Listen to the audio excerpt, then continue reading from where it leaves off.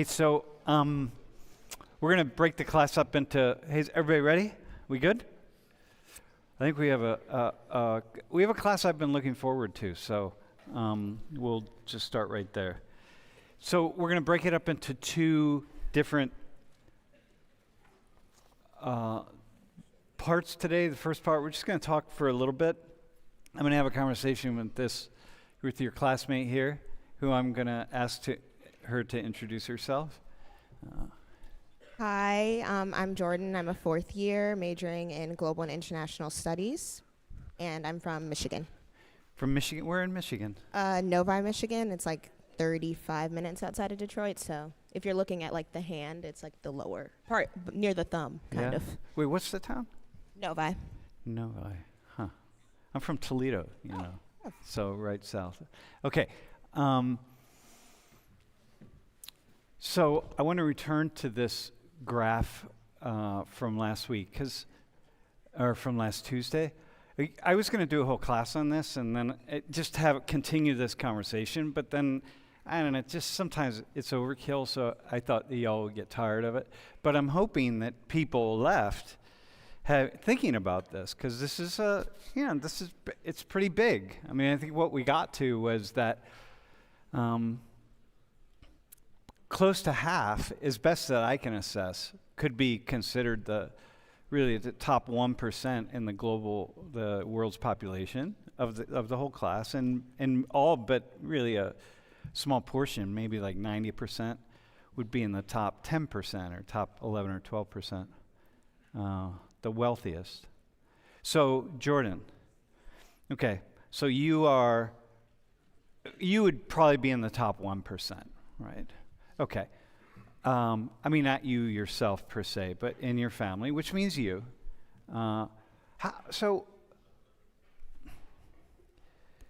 So you've had a couple of days to think about it. What are you thinking? What have you thought?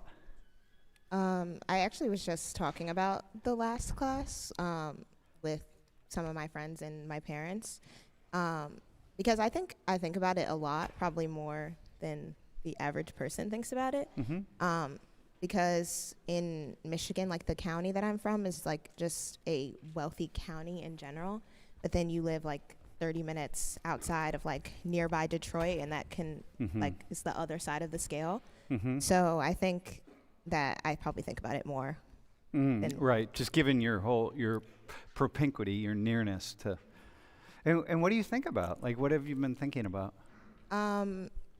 Just thinking about, like, I usually think about it on like a smaller scale, but like in the last class talking about like how much money the US has in general, and then also like the graph about like just the global economy, like I never really think about it in such a wide scale. I'm usually thinking about it like domestically or in my relation to other people. Mm-hmm. Yeah, I think most of us don't, right? Our minds, our connections go to the people that are immediately around us, right? That's who we're going to compare ourselves. Like you're going to compare yourself to the people at Penn State when you arrive here on your dorm floor, not even in another dorm somewhere. I mean, it's just going to be people right around you who you know, and that's what we do. But, like for me, because I'm in the same position, like I'm now, when I was your age I wasn't, but now I'm definitely in that 1%. So, if we think about like this group of people right here is about 100 people. Assume it is. It's actually a little more, but assume it is. It's like, you and I are like the one person in this whole group that stands out, and everybody else is below us in terms of wealth. And like, to me, it's just mind blowing. To imagine that that's my position in the world. Yeah. What do you think people don't understand about people like in your position, let's say? I think for me specifically, I think a lot of people assume that it's like, well, I guess it is handed to me because of my parents, but like my dad, for example, like he grew up in Detroit, like single mom, like no money, and now he has a bunch of degrees, and so like in that case, it's like a work your way up kind of instance. So I think a lot of people assume that it's kind of handed down, and especially like my father is a black man, so it also was like another struggle on top of that to even get to the 1%. So I think that's misconceptions I think a lot of people have. Yeah, like that you don't work it, right? Or that if you do work hard, you get lucky. I mean, a large part of me having the wealth that I have is because my wife and I lived for years as though we were poor graduate students, and we just kept. We didn't make a lot of money for a long, long time, but we just put like 70% of it away, and we lived on rice and beans. Like we lived in a real, like we were graduate students, and that was fine for us. It wasn't a problem, but we sacrificed a lot. Like we bought our first new car a year ago. I'm 64 years old, and I never bought a new car. It's like, damn, man. You know. And Irvin got our old one. Hey, what do you think is, anyway, and I'm saying that to you by nature, like people would look and imagine, just like with you and your parents and your dad and stuff, that like somehow they just got that and they didn't work at it. Hey, what is black culture like for the wealthy? Because, hang on, I'm going to help you here a little bit. Because people in this country anyway, we think there is this association with black, and I'm always trying to get around this because I think it really gets in the way, but the conversation around the black community in the United States is black people are deprived and et cetera, right? But a lot of black people are rich. So what do you see? I think what I like to call it is like the black experience. Like I think a lot of people like have the black experience as synonymous with, like you said, like urban, like destitute, uneducated, kind of like all of these terms that we probably see mostly in the media. But I think that there are a lot of other black experiences that are wealthy, and they're not just like athletes that just have exceptional talent, and so of course they're gonna be wealthy. Like people, immediately run to like LeBron James or Oprah for like an example of black wealth, but those are like extreme cases of entertainment or just athleticism and talent, as opposed to people that are just in the regular working. They're working, or they have an education, or they're a doctor or something like that. So I think there's a lot of stigma as terms of what being black means in the United States, as opposed to that there is a spectrum. Yeah. Yeah, the average. Yeah, I mean, I'm always saying half of all black Americans are in the middle class, It's just the tilting one way or the other. So how is that? Do you feel like you're fighting that stigma all the time, or do you, like in your head, do you fight it, or are you just living your life? I would say that I'm living my life, but I'm also fighting it. Like I think we talked about it, I don't even know how many classes ago, about the like being white or trying to portray yourself as white. So like the neighborhood I grew up in is very suburban and mostly like white or Asian American, and so the idea that because you go there, because you have certain hobbies or whatever, that you're attempting to portray yourself as white or assimilate to white community, as opposed to just living in the area that you live in, going to the school that you go to. So you get judged for that. Yeah. Yeah. So I would say that's the battle that I'm fighting, that just because I'm from a suburban area doesn't mean I'm trying to assimilate or be something that I'm not. It's just like kind of, especially like my parents put me there. So well, listen, no, what you're living in your class, like your social class strata. That's what it is, and that's what people do. So it doesn't. Yeah, you can't get around that. And yet your dad, like when he drives when he's driving, I mean, there are places that he goes. He's just a black guy. You know, some people aren't going to see that. Nah, he's not, man. He's the 1%. You know what I mean? It's like, dude, this guy right here, he's in the 1%, you know, and your mom, you know. Cool. Does your family talk about class a lot, by the way? Social class? Yeah, I would say so. Yeah. Like I said, like my dad is from like the inner city, like Detroit area, so we talk about it a lot because family still lives like, you know, in Detroit. So I think it's a constant conversation, and just like my parents are also navigating like the corporate world for the first time. So, you know, as things come up for them, they're also, you know, discussing it. Yeah. Have you learned to like downplay your Yeah, for sure.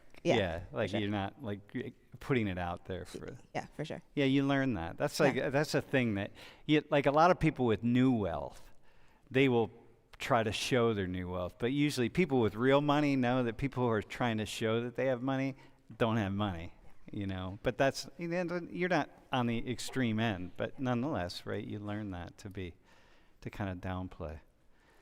Yeah, that's interesting.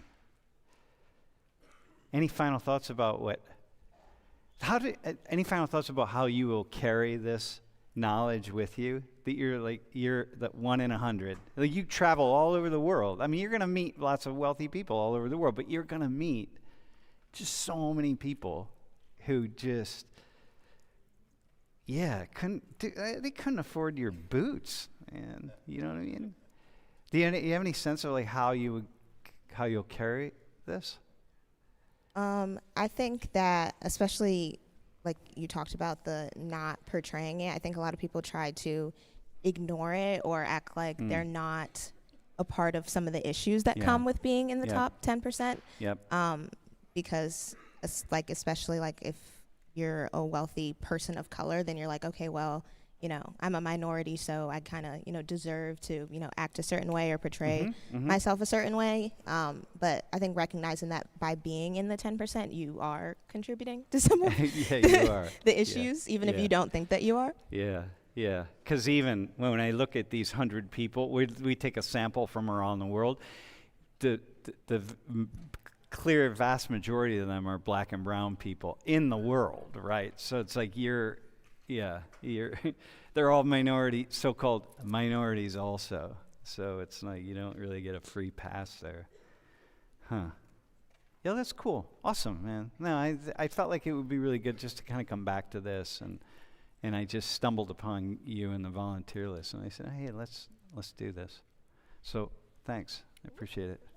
Yeah. All right. Young Jordan. All right. Okay, peeps, let's go.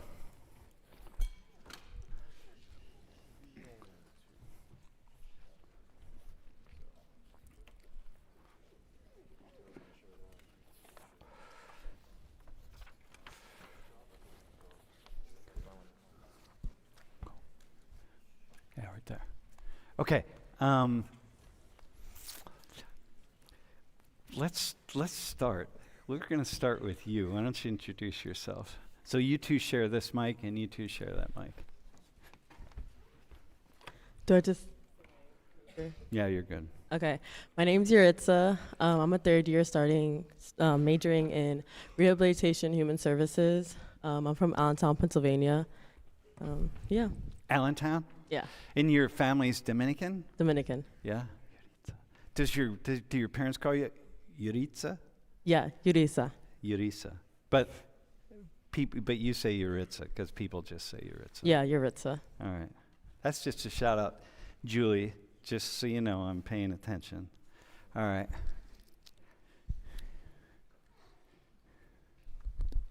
Hello. My name is Michael. I'm a second year, and I'm studying chemical engineering, and I'm from outside of Pittsburgh. Cool. Hi everyone, my name is Purvit. I'm a freshman studying, I'm pre-med, and I'm from Phoenix, Arizona. Hi, I'm Khan. I'm a junior in electrical engineering, and I'm from Hong Kong. From Hong Kong. Bro, is Khan the name on your birth certificate? Yeah. Khan? Uh-huh. All right. So from Hong Kong, meaning that I know you've spent your time in lots of different places, so. Yeah, I lived in Hong Kong until I was 18, from when I was around 6. Yeah, my mom's Taiwanese. Uh-huh, okay. Irvin, you ever meet anyone from Hong Kong? All right, okay. All right, so listen. The title of today's class is Everyone is Welcome, okay? And Jordan, you may have something at some point to contribute to this. All right, so feel free. Well, this came about, first off, go to the next slide. So you see these banners around campus a fair amount, right? Maybe they're not around anymore. You belong here. And and for a while there were different campaigns. It was, be like international students, you belong here. And so-and-so, all different things, right? So, and then this one you have, and if you don't know, UPUA is the undergraduate student government here at Penn State. Okay, then the other day, next slide. The other day, I was going into the fitness center at Rec Hall, and this popped up on the screen. So I pulled my phone out and took a photo of it. And you see all the different shades of skin, the figure there in a wheelchair, the rainbow heart. It's everyone is welcome at Campus Rec, okay? And I said to myself, I said, what does that mean? And everyone's just passing by, like no one's paying attention to it. I was the only one that seemed to be paying attention to it, and I thought, how do students think about this? Like, what are you thinking about? And so I said, let's do a class on this. So that's the only slide. I have another slide, but probably it's just going to be this, and I just want to have a conversation about it.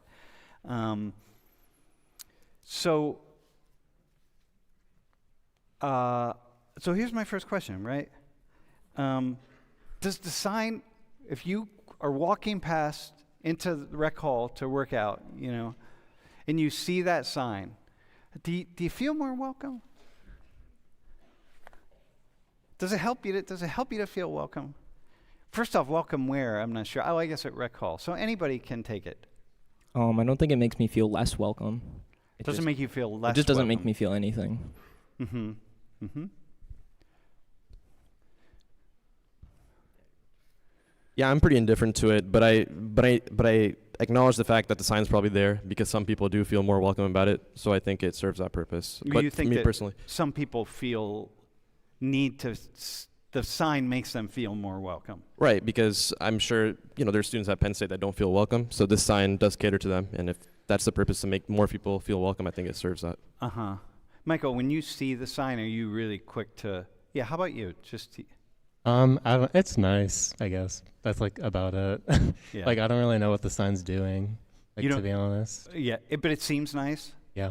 Well, it's not mean. I mean, they No. can put a sign up that says like, there are any number of things. But as someone who's gay, I mean, you're gay, Yeah. right? I didn't just out Michael.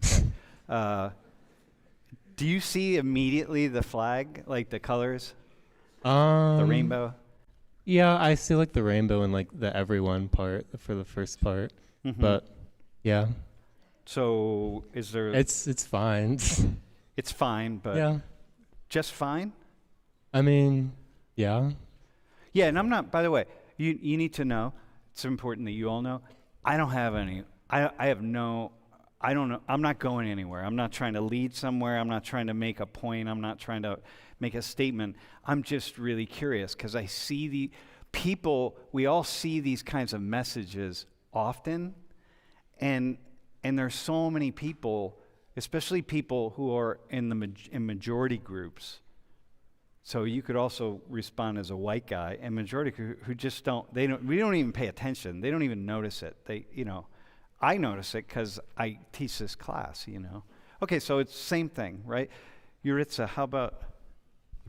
I also notice it, but I don't think it like does something in my brain like, oh, now I'm welcome because I see the sign. It's just like, oh, okay.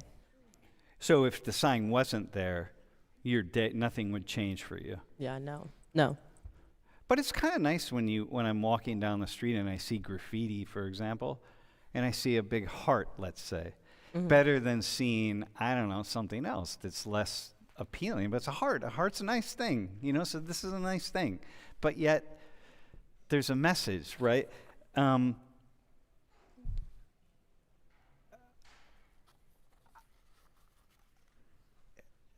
So what I'm hearing from the four of you, and mind you, because this is an exploration class, and by the way, anybody, if you have a question or you want to chime in on it, you can feel free to do that, because this is we're just doing a complete exploration here, right? So what I'm hearing is that it doesn't make you feel welcome. It doesn't make you not feel welcome. You don't not feel welcome, but it doesn't contribute anything to you saying really like, oh, shit. Like, oh, now I'm going to go to campus rec. And when I walk in and start, pumping the iron, like I walk in the room and I'm like, damn, I'm welcome here. It's like, so that's not happening. Why is it there? Why do you think the sign is there? Me personally, I think it's there to make a statement and to like ensure that, I don't know, everyone knows that University Park is inclusive and yeah. So wait, so you're it's there to make a statement. Who's making the statement? The college. What? The university. Why? Why are they making a statement? Like, what's your gut feelings? Like, what are they? And who are they making a statement to, really? The students. Okay, but you've already said, the four of you, if you represent the average student, and I suspect that you do, your statement back to the university is like, yeah, it's nice, the hearts are nice, but it doesn't. Okay. It's not, they didn't pay anything for this, right? So it's not like a poster that they had to pay for or something, someone put the graphic together. But okay, so it's to make a statement. Anybody else? Like, what's the... Yeah, I'd say to the point where you say like we're the average student. I think maybe there's some sort of selection thing because we did all like volunteer to come up here, and somewhat you need to be outspoken. And if someone really doesn't feel like they belong, I don't think they'd be willing to do that.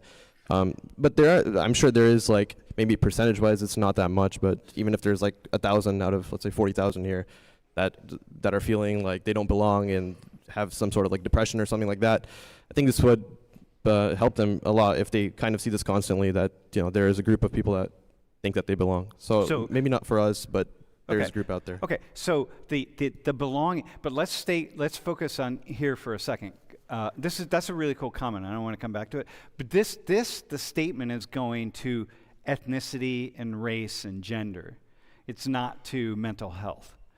So that's a whole different thing where people are really saying to people who maybe are feeling alienated, feeling depressed, feeling like, oh man, I'm not sure I belong here. I miss home, I miss my family, I miss everything. That's a different story. This is really about selecting out people who are in minoritized status and saying like, yep, you people. And well, white people too, but white people aren't going to look at those two hearts in the far left. Dude, hang on. Let's find out. Are there any white people, by a show of hands? Can you all can everyone really promise me you'll do this, okay? Just by a show of hands, are there any white people in the class who, when you look at that sign, your first thought is that includes me? I'm included in that sign. Is there anybody? One dude.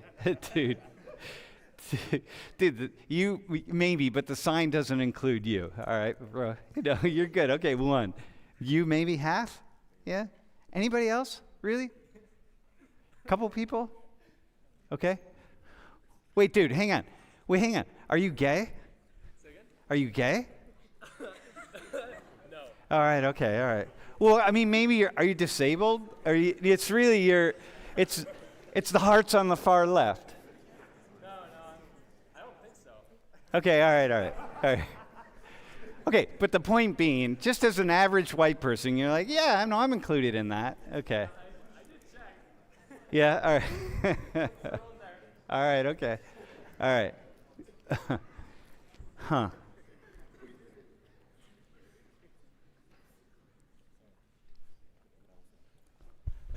I also want to ask you guys something as well. What do you guys think about having to be reassured that you belong here? As in being told that you belong here? Because otherwise you would have been fine. But the fact that you have to be told to feel belonged, what do you feel about that? And how do you think some people might react to that? Or that somebody feels like they have to tell you. Is it? Yeah.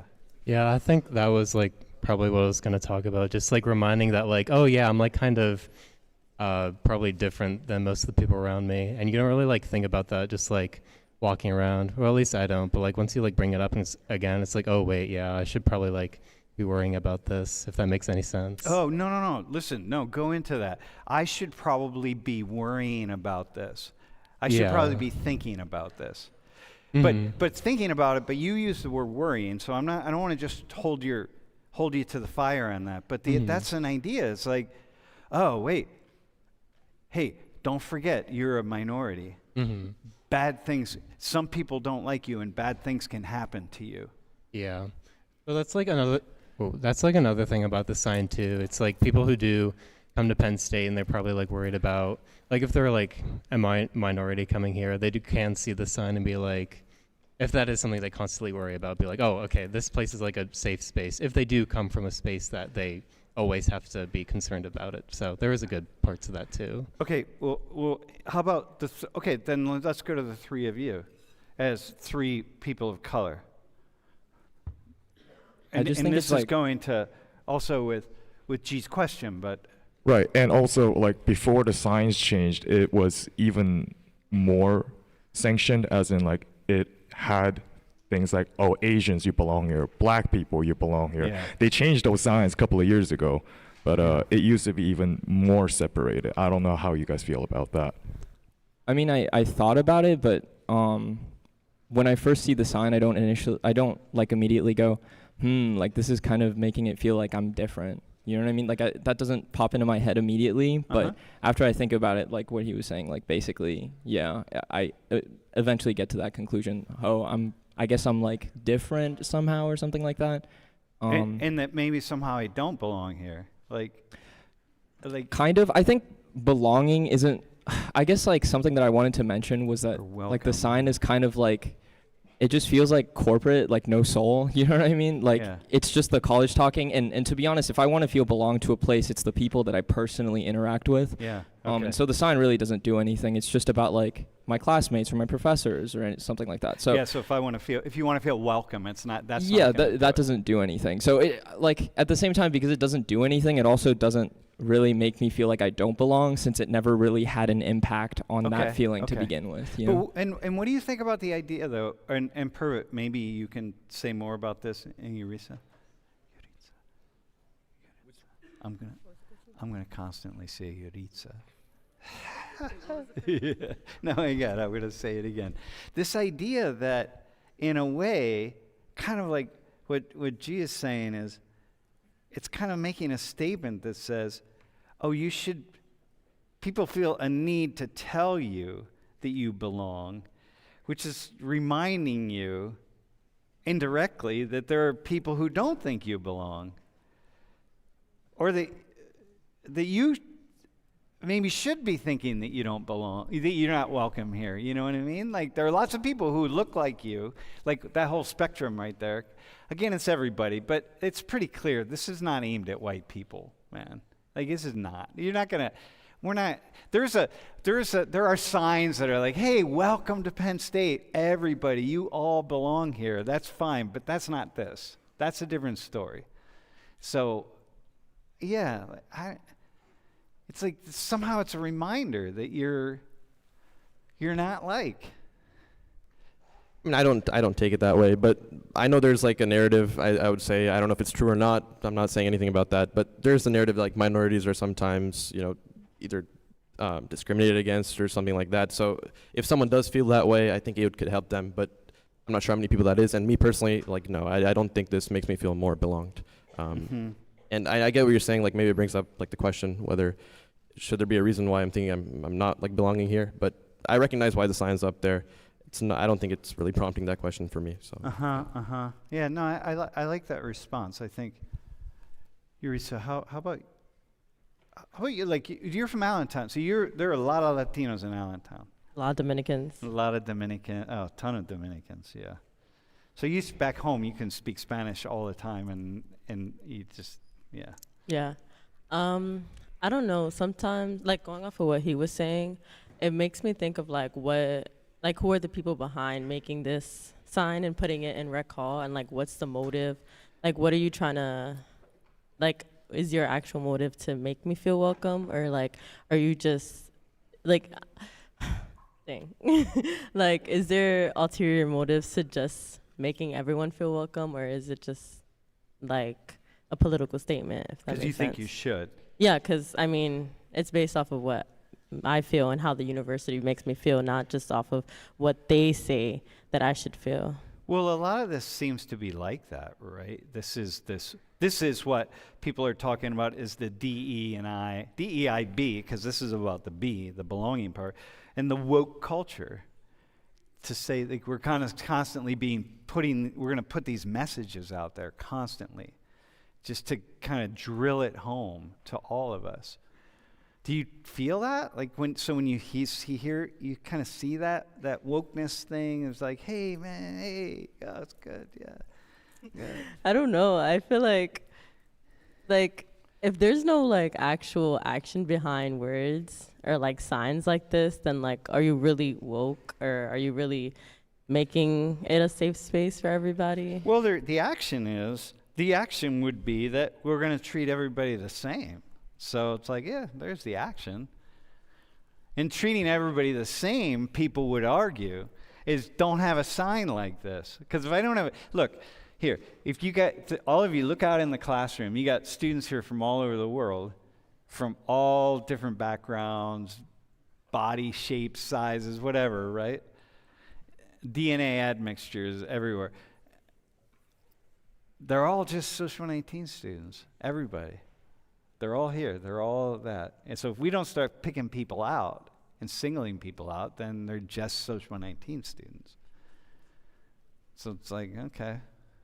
But the moment I start saying, you're Dominican. Oh, okay, now I've isolated you, right? And now I've separated you in some way just by doing that. Which is there's a good part of that, and there's a not so good part of it. What's the good? Well, go ahead. Yeah. I don't know. I feel like the good part is identifying that there are people with differences and stuff, but then the bad part is at that point you're just singling me out and kind of making me feel a little bit isolated. Oh, yeah, I'm identifying that you're different, but now I'm separated from my peers because of this one thing that you pointed out. Right, when I go into the weight room and start working out, when you go in the weight room and start working out, you're no longer the Penn State student. You're the Penn State student whose ancestry is from the República Dominicana, right? And so it's wait, I just want to be a Penn State student, right? And you're going to be reminded that you're gay. It's I don't want to be gay right now. I just want to be Michael, I just want to go in and work out. Stop. You don't need to remind me that I'm gay. That's all right. That's not a big deal. But in a way, the sign is reminding you of that. So how is that? How is it? Yeah, it's this reminder thing. I don't know. I don't even know what I'm asking, bro. But I also don't know what you're asking. Yeah. But it just seems kind of odd, right? Yes. It's here's my gay friend Michael. Like, Oh, yeah. here's my gay neighbor, Michael. Like, yeah, have you met gay Michael? Like, you know what I mean? It's like, dude, stop. This, like, is Michael, you know what I mean? So that gets tiring, I would Yeah, imagine. it gets very tiring, yeah. That's probably a reason why a lot of people don't come out. For sure, Yeah, 100%, I'll yeah. just stay in the closet because Yeah. I don't want to deal with that. Yeah, because, nonsense. like, it shouldn't matter, you know? Yeah. Yeah, it shouldn't matter. No. And yet, at the same time, it could matter. How much does it matter that Penn State has? You ever go to the LGBTQ center? No, I haven't. Look, so you never have. So No. that doesn't matter for you at all. No. Well, I guess it does matter for me because I know like some people who like are queer and they come to Penn State and they come from places that are very like, you know, homophobic, and they like probably walked around with like the threat of violence like wherever they went, and coming here is definitely like that center is definitely very like good for them. So it matters to me like in that way, if that makes sense. Yep, but you don't. For you don't go. But it's good that it's there for Yes. other people. Yeah. Well, that's like the sign then, right? So that the rainbow part of it, maybe for you, it's just like, you know, whatever. But for somebody else, it could be like, oh, here's another example of this institution called Penn State saying like, hey, we're gay friendly, like we're cool. Yeah, but I feel like also that organization is like actually like doing something, you know? It's actually like a place where people can go, and the sign's just like, here's something to think about, kind of. Mm-hmm. Yeah. Yeah, here's something. Here's if you are struggling in some way with coming out, with talking about it, hey, with your family, there are 1,001 things you could be struggling with. Hey, here's a center on campus where you can come and you can have a conversation. Mm-hmm. Yeah, which is cool. Yeah. I'm also bisexual, so I definitely have been to the center of LGBTQ plus in the hub, and they're like really helpful. The director, like, she's very open to like talking and like helping you through like whatever you're going through. And I definitely appreciate that center. It's definitely there for me when I was going through like struggles. Mm-hmm. And so a sign like this is just then one other little tiny marker here on campus that says, hey, you're good. We got you. Yeah. Yeah, we got your back. I got you. So there's the good side of it. You know, that it's like we're not going to make this the only identifying feature, you know, of everything that you are. Yeah. Hey, okay, so we've decided, I have a couple questions here. It's not, do you all agree that it's not directed at white people? Like when you see a sign, do you see it as a white man or, yeah, okay. It's not directed at white people. Yeah, okay. Why do you think it looks like it could be. Why do you think they put the white tones up there? Prove it. I mean, maybe they don't want to like discriminate by race, and by not putting the white up there, and if that's symbolizing races and skin colors, then it would be against that. Maybe some sort of law thing. I'm not too sure, but that's something direction they don't want to go towards. So they put the white part there. Yeah. Yeah, you know people will get mad, so. Someone will be offended. Yeah. Even though it's clear that it's not, but someone would be offended by it.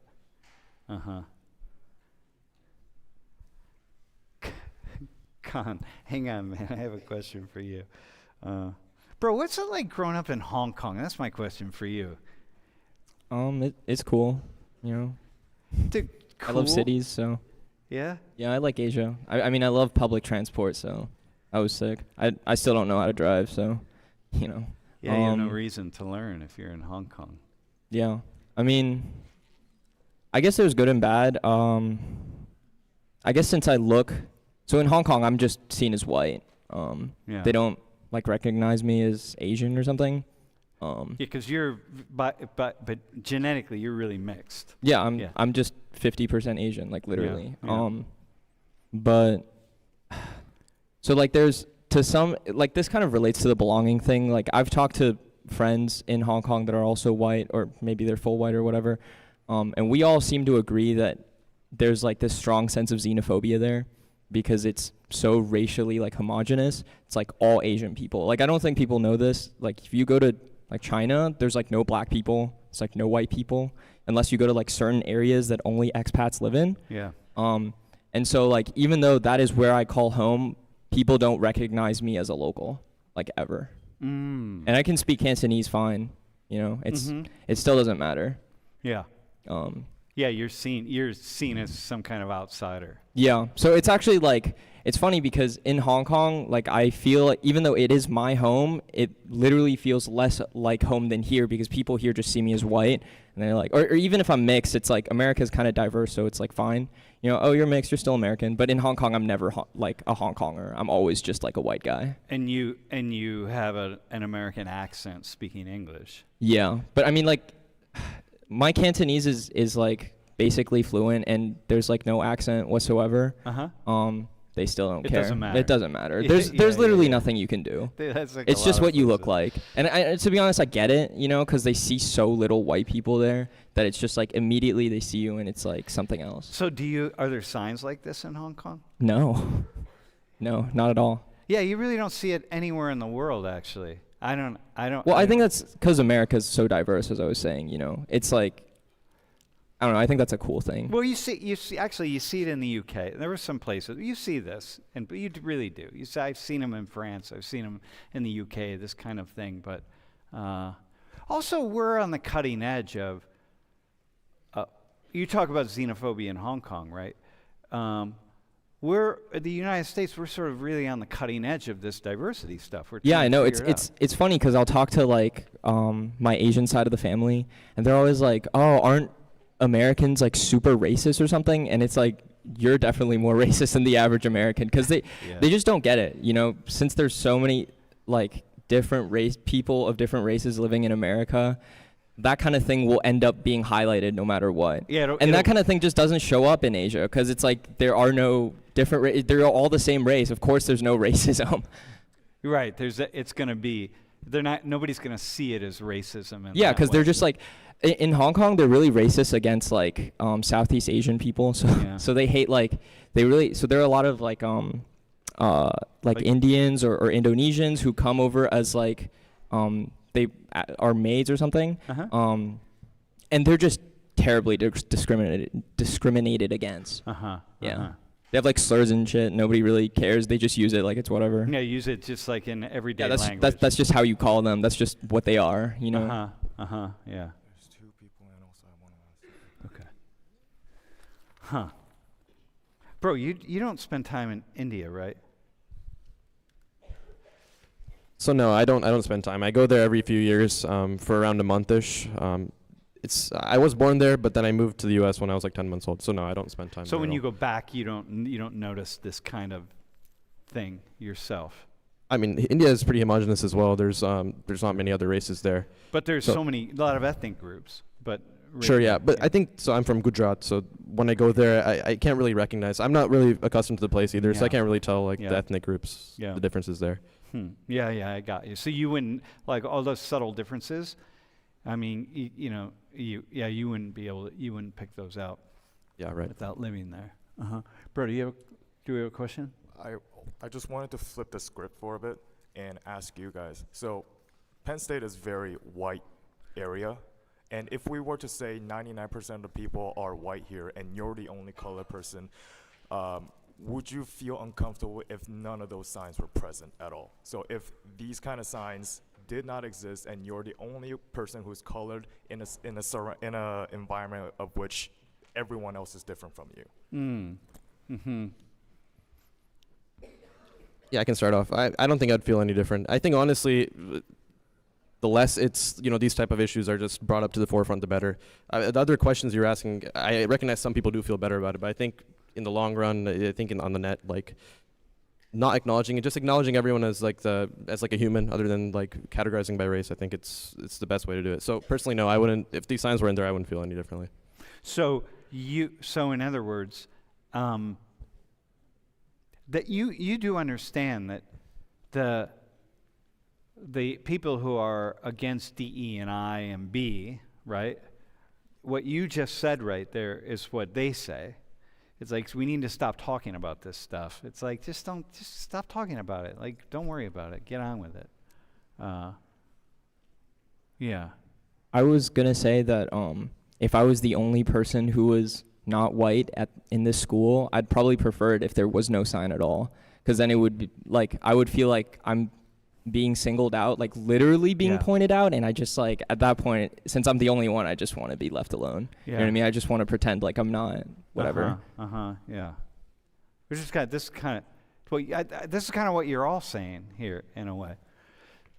Jordan, did you say a similar thing? About being like, do you like, I mean, I singled you out earlier about being wealthy, being in the 1%, but as a black woman, are you like, yeah, no, how's this sign for you? I mean, you're light skinned, so you're like you're in the middle I'm like there. Closer to, Yeah. But I kind of agree. I wouldn't say that I feel more welcome. I probably honestly would walk past it and not look at it or not notice it or not see it. And like if I was the only minority, I probably also wouldn't feel any better. Like kind of what Khan was saying about like it's the people that make you feel that way. Like you could put a million signs up, but if you're experiencing severe discrimination or just like being treated terribly, that sign doesn't make me feel any better. Got you. Yeah. Huh. Well, that's an interesting. By the way, on this issue, can I just throw? Can you go to Nish? Can you go to the next slide? So they did this survey of college students, just asking how often they felt discriminated against at your college or the university, and obviously the different universities, different colleges, etc. But 14% of black undergrad students said frequently or occasionally, which means that 86% said in their college career, right, once or twice or never. 86%. And so, the headline on this, when this hit the news, the headline was that because they added the once or twice in, and the once or twice is about 7%. Okay? Now, the headline was 1/5 of black college students experienced discrimination at their university. And I was thinking, Brett, do you ever thought about that? You're It just seems like kind of an exaggeration, Well, because like once or twice, like that doesn't. I don't know if that really counts, right?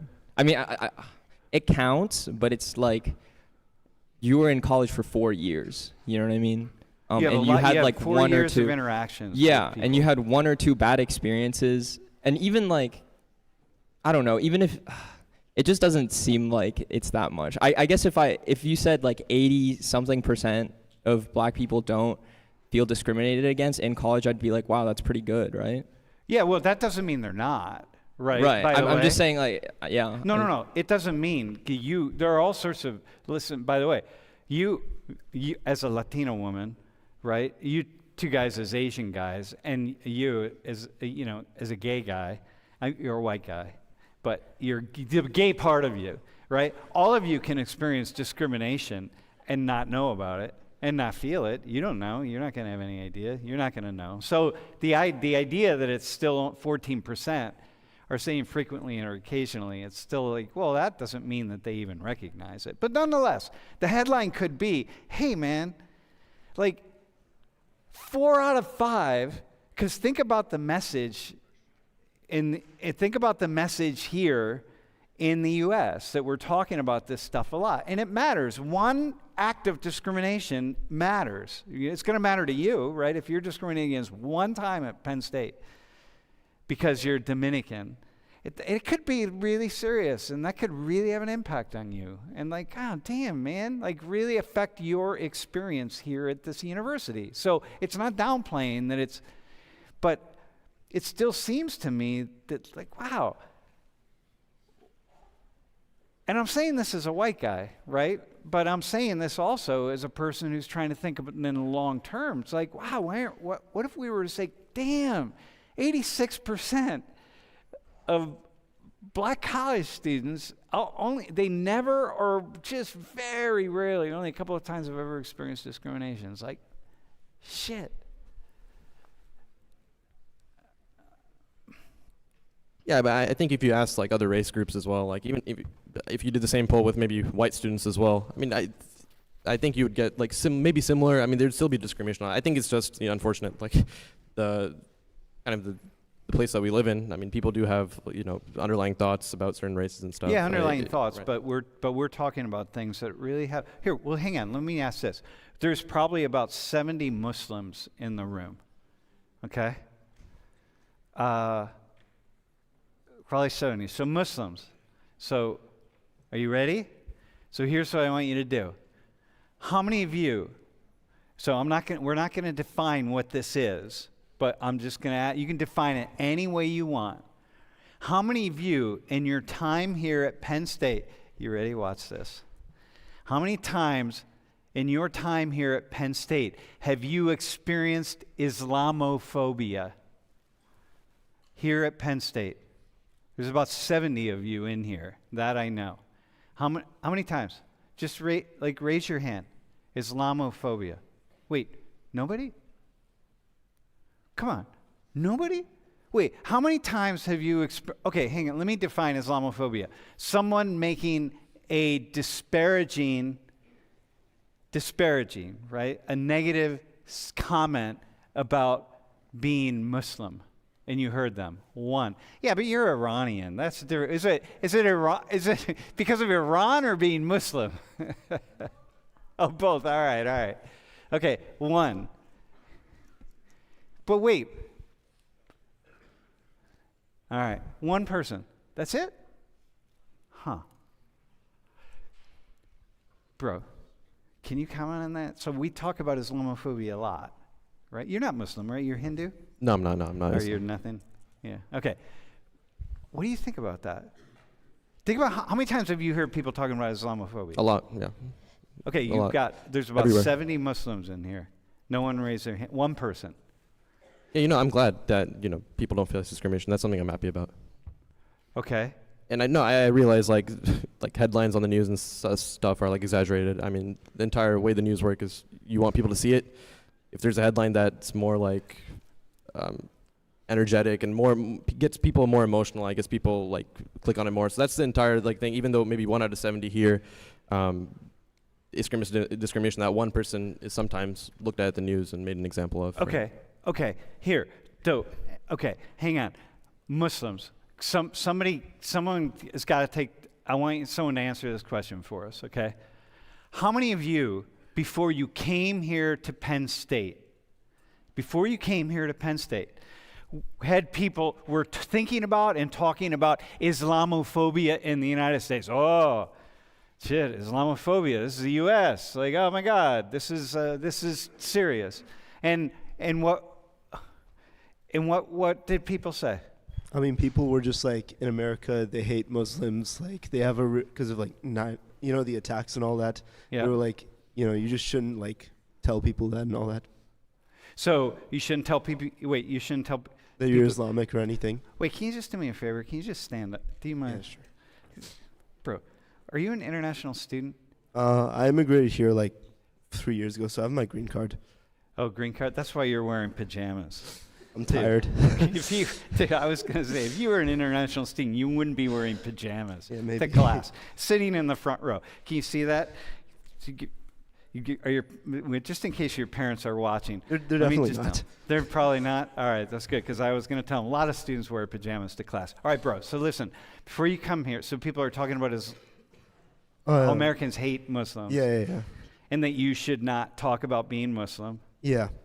And because it would be dangerous for you. Yeah. So what do you think about the fact that there's about 70 Muslims in here? I asked them, has anybody experienced Islamophobia? No one raised their hand. I mean, I think that's great. But what do you think about it? It's a good thing. Well, I would hope not. No, but I mean, what's it say about about all the stories and the. I mean, I feel like people are just very anti-discrimination because when it happens, it's like really bad. Yeah. So it's preferable to like, at least people think it's like preferable to be strongly anti-discrimination than like Yeah, for equal sure. reaction. Yeah, no, for sure. I got that. Yeah. It's interesting. I expected. Did you expect people to raise their hands, by the way? Yeah, probably. How many? Like at least 10. I thought maybe 3 or 4. Yeah. Well, we have 1. All right. Yeah. All right. Thanks. What's your name, by the way? I'm Roman. Roman? Mm. All right. Thanks, man. 4 people were questioning. All right. If Muslim international student wants to. Okay. All right. Go ahead. Muslim international student. You said you wanted to say something? Yeah, I just wanted to answer the professor's question earlier. And then I think as a person who's Muslim as well and from Saudi Arabia, I don't like to put myself on the spotlight. So when you ask the question generally, I didn't raise my hand, even though that sometimes you may experience like different looks or something. Like when you're walking, talking Arabic, happened to me a few times downtown while like talking with my friends. I'd get like a look as like if someone like didn't know what I was speaking, and then they'd be just like hostile. And you can't blame that. It's like human nature. If you hear something or Yeah. if you see something that's different, you But- wouldn't but- like. But was it like a mean look or just a look? No, it's just like a weird look. Like it, Oh, like yeah, it made me okay. feel uncomfortable. So I'd like Oh, definitely shit. comment about it. Oh man, I gotta watch myself because the other day you speak Taiwanese, right? A little bit. A little bit? Mandarin and Cantonese. Mostly Mandarin and Cantonese. Are you fluent in Mandarin also? Yeah. Oh, damn. All right, dude. All right, so listen, the other day, because I'm always walking behind people or in front of people and they're speaking languages. So, you know, I'm always looking at faces, but I'm always listening to what languages people are speaking. And the other day, these 2 women were behind me and they're speaking. I couldn't tell. I thought it was Portuguese, but I couldn't really tell. And so I turned around and I looked at them, and I had a weird look on my face, probably because it was a look of curiosity. And then one of them looked at me like, oh, what are you looking at? And I almost stopped and said, what language are you speaking? I'm just really curious, you know? But then it's like there's all this stuff, and like because we live in this world where everyone's so damn sensitive about stuff, I didn't even ask, because then I thought, okay, they might think you're not really curious, you're judging me, and I'm like, shit. Like, the point is I'll just ignore everybody, you know? You know what I mean? So anyway, that's why I'm saying that. I don't know. I probably do that all the time. All right, go ahead. Yes.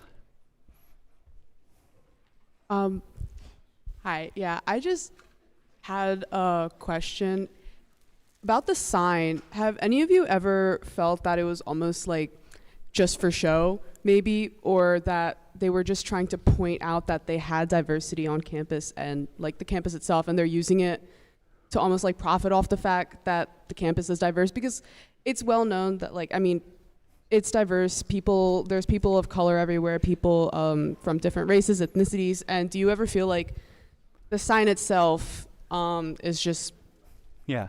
just for show? Do you want I think it is for show, but I don't know I guess it must be for profit reasons, but I think it's like some sort of advertisement that like, hey, we're a diverse campus, you know, you can feel belonged here or something like that. Well, here's one, though. How about this? How about this as an explanation? We keep hearing Penn State leaders hear about from students, activists, about discrimination, and here's a story of discrimination, and somebody put wrote something on somebody's door, I don't know, whatever, right?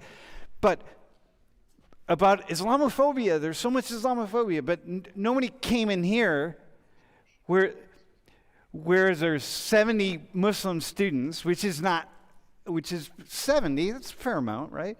To come in and just ask, wait, have any of you actually experienced discrimination? Like anything? It's like, oh, you haven't? Hell, maybe it's really, okay. So then we don't have to put the sign up. So it's not really for show per se. It's just that people are acting on what some people are telling them they should act on. Maybe. Do you have a response to is it for show? Do you? I don't know. I think I was kind of saying the same thing earlier, that sometimes it is for show and like without like action or like, I don't know, actual representation on campus, then it doesn't really mean anything. Yeah, it doesn't mean anything when it's just used like that. Yeah, somebody, bro. Yeah, go Go ahead. Earlier, you were talking about the categories of like you could break people down into categories, or you can not talk about like diversity at all. Yeah. Where do you kind of draw your line in the middle? Because it's a huge gray area, and I'm sure a lot of people feel differently. How do you decide like what's the best place to be in that front? Oh, damn, dude. I don't get paid enough to answer that question, but What about you personally? We're gonna ask Michael here. When do you think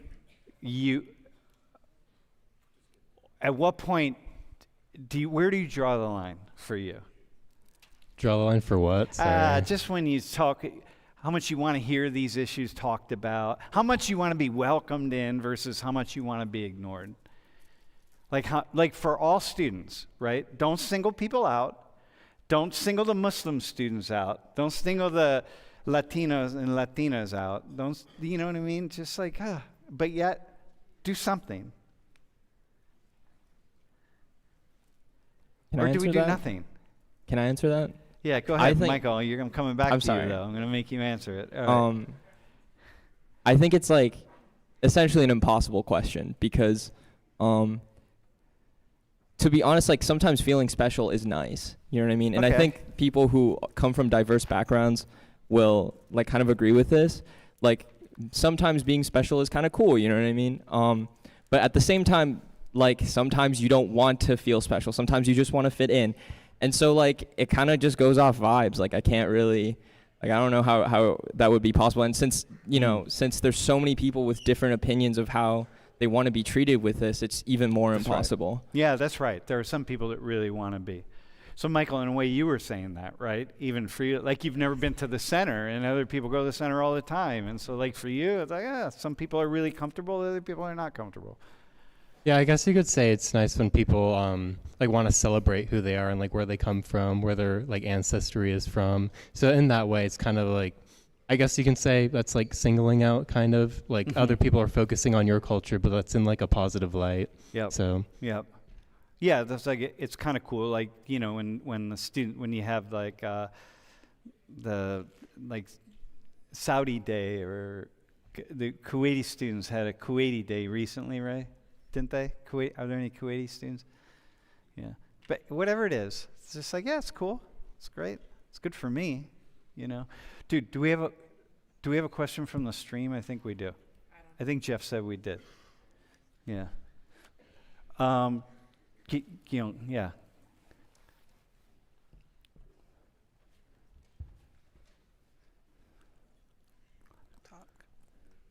Okay. I just wanted to give another perspective for the whole sign.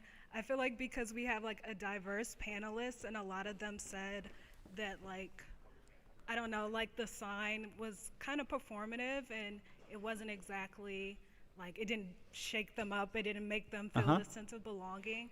I feel like I agree with that as a student of color, but I just wanted to give another perspective that one sign isn't like the epitome of like DEI efforts. Yeah. And I think that,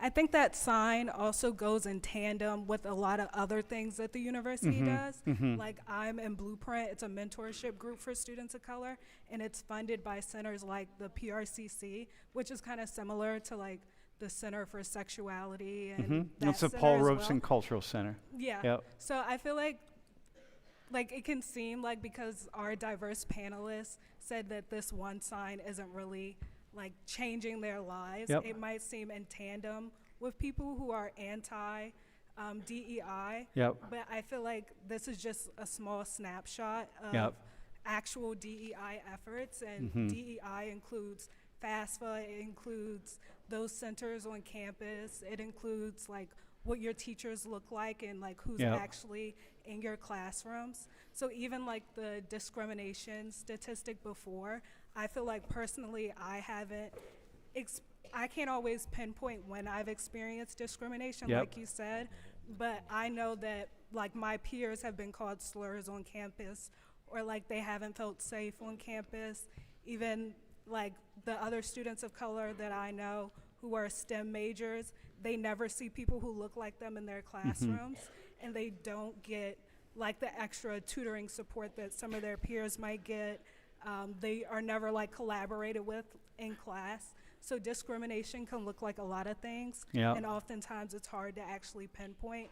So even though we see like these signs and we see some stats that make it seem like these experiences are kind of like null, like oppression can take a lot of forms. So Yeah. I just wanted to add that. No, I think that's really good. And so it becomes in some space. First off, what you're saying is this is just one tiny piece of it, right? For example, belonging. First off, putting a sign up and say this is belonging is not belonging. Belonging is really going to happen because of so many different things that all come together. And in some spaces, it matters much more than the other. Like then last week when we had the conversation about gender in STEM and engineering is very different than gender in sociology, for example, right? If you're a woman, how you experience that. Yeah. All right. Yeah. Wait. Go ahead. Wait, hang on. Can I just take the one up here? Axel in Germany says, do campaigns like these make money? Wonder if it would be worth the budget to invest in real cultural and sport action application. Well, the problem is, so Axel, the problem is that the campaigns like this don't cost much at all. So, people who are against them might say, oh, you're wasting your money. We're not really wasting our money. That didn't cost anything to put that graphic together and to do these kinds of things. It costs a lot of money doing what the young woman who just spoke is asking for, which is saying that's when you really put a serious effort into these kinds of things to make people welcome. So, yeah. Okay, final question. This is something of a counterpoint. I think when you distribute a broad cultural narrative that white people are super racist, it's really easy to attribute negative interactions to that racism without it actually being the real reason. If I think this applies also to dating. A lot of times short guys have this idea that oh, I'll never get a girlfriend because I'm short, and then you look at their lives and they're like, being short is not why you don't have a girlfriend, or something like that. There are many instances of this. If you constantly tell someone, oh, you're gonna have a brutal time in life, you're gonna be discriminated against, everyone's gonna hate you. It's very easy. Well, this is another side to it, right? So it would become what I said about when I was walking down the street the other day and I heard people speaking what I thought was Portuguese. By the way, all the short guys in class are all going shit, I gotta check my personality. There's hope. Man. There's hope. Yeah, there's hope for you. Just get some therapy and change your ways. Yeah. No, I hear that. All right. Hey, listen, can we have a round of applause? Thank you all. Nice job. Dude, nice job. Thank you. Okay, you all, by the way,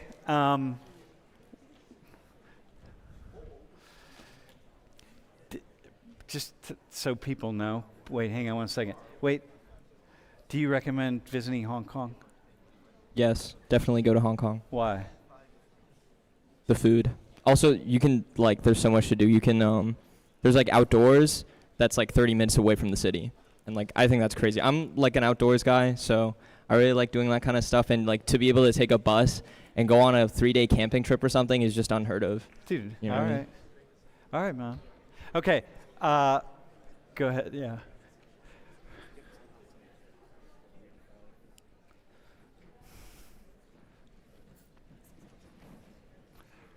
Okay, you all have a... Oh, wait, is this Thon weekend? Yo, wait, hang on before you leave. Is anybody dancing in Thon? Who's dancing? Yo, can we just do a round of applause to the dancers, man? Dude, you got this, man, all right? Please be safe this weekend. Yeah. It is snowy outside. Don't slip and fall. No one's going to help you, I promise that.